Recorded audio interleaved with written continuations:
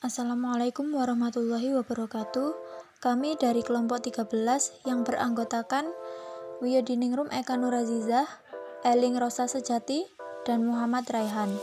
Di sini kami akan mempresentasikan materi tentang penghargaan atau imbalan dan prestasi kerja.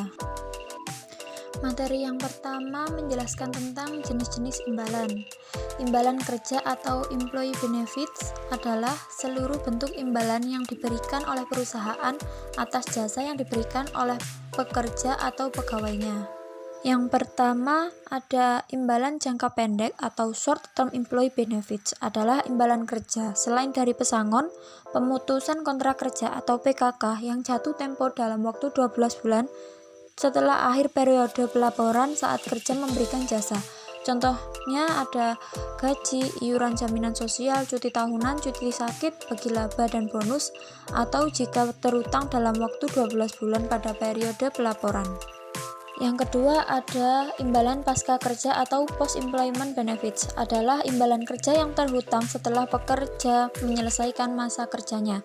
Contohnya ada tunjangan pensiun, tunjangan kesehatan pensiunan, dan asuransi jiwa pasca kerja. Kemudian yang ketiga ada imbalan kerja jangka panjang atau other long term employee benefits adalah imbalan kerja yang jatuh tempo lebih dari 12 bulan setelah akhir periode pelaporan saat kerja memberikan jasanya. Contohnya ada cuti besar atau cuti panjang, penghargaan masa kerja atau jubile berupa sejumlah uang atau berupa pin atau cincin yang terbuat dari emas dan lain-lain. Kemudian yang keempat, pemutusan kontrak kerja atau PKK yang bisa disebut dengan termination benefits adalah imbalan kerja terhutang sebagai akibat dari keputusan perusahaan untuk memberhentikan pekerja sebelum usia pensiun normal. Saya Eling Rosa Sejati, saya akan menjelaskan materi tentang memahami hasil yang diharapkan dari sistem penghargaan. Reward atau penghargaan adalah suatu bentuk penghargaan atau imbalan balas jasa yang diberikan kepada seseorang atau kelompok karena telah berperilaku baik, melakukan sesuatu keunggulan atau prestasi, memberikan suatu sumbangsi, atau berhasil melaksanakan tugas yang diberikan sesuai target yang ditetapkan. Istilah reward berasal dari bahasa Inggris yang artinya hadiah, penghargaan, atau imbalan. Setiap organisasi menggunakan berbagai reward atau imbalan untuk menarik dan mempertahankan orang dan memotivasi mereka agar mencapai tujuan pribadi dan tujuan organisasi. Besar kecilnya reward yang diberikan tergantung kepada banyak hal, terutama ditentukan oleh tingkat pencapaian yang diraih. Selain itu, bentuk reward ditentukan pula oleh jenis atau wujud pencapaian yang diraih serta kepada siapa reward tersebut diberikan. Sistem penghargaan atau reward system terdiri atas semua komponen organisasi, termasuk orang-orang, proses, aturan, dan prosedur, serta kegiatan pengambilan keputusan yang terlibat dalam mengalokasikan kompensasi dan tunjangan kepada pegawai sebagai imbalan untuk kontribusi mereka pada organisasi. Reward tidak hanya diukur dengan materi, akan tetapi juga dipengaruhi oleh interaksi antara manusia serta lingkungan organisasi. Pada saat tertentu manusia terangsang dengan insentif ekonomi dan materi material, insentif atau keuntungan ekonomi atau economic rewards. Sekarang saya akan menjelaskan tentang fungsi dan tujuan dari reward. Reward, tujuan yang dicapai dalam pemberian reward adalah meningkatkan motivasi intrinsik dari motivasi ekstrinsik, yaitu seseorang harus melakukan suatu perbuatan, maka perbuatan itu timbul dari kesadaran orang itu sendiri. Pemberian reward diharapkan dapat membangun suatu hubungan yang positif antara atasan dengan bawahan atau guru dengan murid, karena reward adalah bagian dari rasa sayang kepada sesama. Sedangkan fungsi reward yaitu memperkuat motivasi untuk memacu diri agar mencapai prestasi, memberikan tanda bagi seseorang yang memiliki kemampuan yang lebih, dan bersifat universal. Selanjutnya, jenis-jenis reward menurut Ahsun.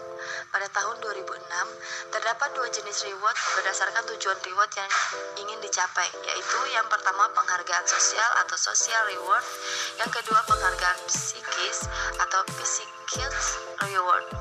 Menurut The Jamarah 2008, terdapat 4 jenis reward berdasarkan bentuk reward yang diberikan, yaitu yang pertama pujian, yang kedua penghormatan, yang ketiga hadiah, yang keempat tanda penghargaan.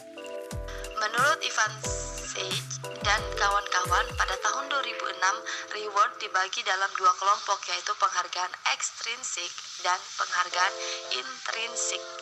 Adapun penjelasan kedua reward tersebut adalah sebagai berikut. Yang pertama yaitu penghargaan ekstrinsik. Penghargaan ekstrinsik adalah suatu penghargaan yang datang dari luar diri orang tersebut. Penghargaan ekstrinsik dibagi menjadi dua, yaitu penghargaan finansial yang terdiri dari gaji dan upah, tunjangan karyawan, dan bonus atau insentif. Penghargaan non-finansial terdiri dari yang pertama penghargaan interpersonal atau biasa yang disebut dengan penghargaan antar pribadi. Manajer memiliki sejumlah kekuasaan untuk mendistribusikan penghargaan interpersonal seperti status dan pengakuan. Yang kedua yaitu promosi. Manajer menjadikan penghargaan promosi sebagai usaha untuk menempatkan orang yang tepat pada pekerjaan yang tepat. Kinerja jika diukur dengan akurat seringkali memberikan pertimbangan yang signifikan dalam alokasi penghargaan promosi. Poin B yaitu penghargaan intrinsik. Penghargaan intrinsik adalah suatu penghargaan yang diatur oleh diri sendiri. Penghargaan ini dibagi menjadi beberapa jenis, yaitu yang pertama penyelesaian, yang kedua pencapaian, yang ketiga otonomi, yang keempat pertumbuhan pribadi. Syarat dan sistem pemberian reward yang pertama yaitu goal atau kesesuaian tujuan, yang kedua keadilan, yang ketiga kemerataan, dan keempat kebutuhan. Selain itu, menurut Gandhi, pada tahun 2003, suatu reward atau penghargaan dapat berjalan dengan baik apabila memenuhi beberapa persyaratan, yaitu sebagai berikut. Yang pertama, dilakukan secara adil dan tidak pilih kasih, dilakukan untuk semua anggota organisasi perusahaan. Yang kedua, ada aturan yang jelas atau transparan dan akuntabel, sehingga setiap pekerjaan tahu persis rambu-rambu sistem dan prosedur. Yang ketiga, diberlakukan secara konsisten dan konsekuen. Pemberian reward yang berhasil dapat meningkatkan tangible outcomes seperti individual, kelompok, kinerja organisasi, kuantitas dan kualitas kerja. Selain itu, reward juga dapat mengarahkan tindakan dan perilaku dalam teamwork, kerjasama, dan pengambilan risiko serta kreativitas. Selanjutnya, menurut Siagin tahun 1995, sistem atau tahapan dalam pemberian reward atau penghargaan adalah sebagai berikut. Yang pertama, melakukan analisis pekerjaan, artinya perlu disusun deskripsi jabatan, uraian pekerjaan, dan standar pekerjaan yang ditetapkan dalam suatu organisasi. Yang kedua, melakukan penilaian pekerjaan. Dalam melakukan penilaian pekerjaan diusahakan tersusunnya urutan peringkat pekerjaan, penentuan nilai untuk setiap pekerjaan, susunan perbandingan dengan pekerjaan lain dalam organisasi, dan pemberian poin untuk setiap pekerjaan. Yang ketiga yaitu melakukan survei berbagai sistem penghargaan yang berlaku untuk menentukan keadilan eksternal yang didasarkan pada sistem penghargaan di tempat lain. Yang keempat yaitu menentukan harga setiap pekerjaan untuk menentukan penghargaan yang akan diberikan. Dalam pengambilan langkah ini dilakukan perbandingan antara nilai berbagai pekerjaan dalam organisasi dengan nilai yang berlaku di tempat lain pada umumnya. Baik, kita akan masuki penjelasan tentang memahami hubungan antara penghargaan dengan prestasi kerja. Memberi imbalan terhadap perilaku yang dibutuhkan untuk mencapai tujuan organisasi adalah jantung dari perencanaan strategik perusahaan. Untuk mendorong kinerja yang baik, perusahaan harus merancang dan mengimplementasikan sistem penilaian kinerja yang handal dan kemudian memberikan imbalan yang layak bagi para karyawan dan tim yang paling produktif.